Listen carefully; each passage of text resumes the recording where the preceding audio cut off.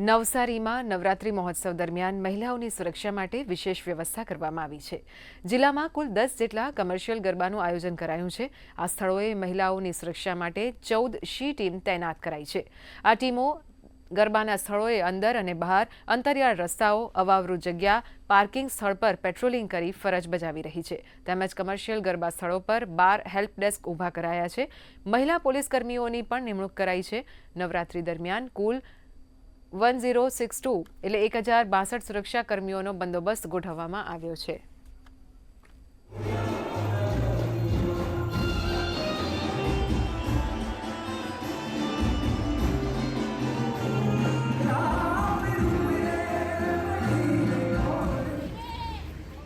आज नवरात्रि बंदोबस्त है एमा DYSP, PI, PSI, home guard, GRD, SRD एम कुल 1062 જેટલા પોલીસ અધિકારી કર્મચારીઓનો બંદોબસ્તમાં ઉપયોગ થનાર છે અને આમાં નવરાત્રી દરમિયાન કુલ 14 જેટલી સી ટીમો પણ અલગ અલગ જ્યાં વધારે મેદની ભેગી થતી હોય એવા ગરબાના સ્થળોએ 14 જેટલી સી ટીમ પણ રાખવામાં આવેલ છે જે મહિલાઓની છેડતી કે કોઈ બીજા બનાવો ના બને એ બાબતે તકેદારી રાખવામાં આવનાર છે।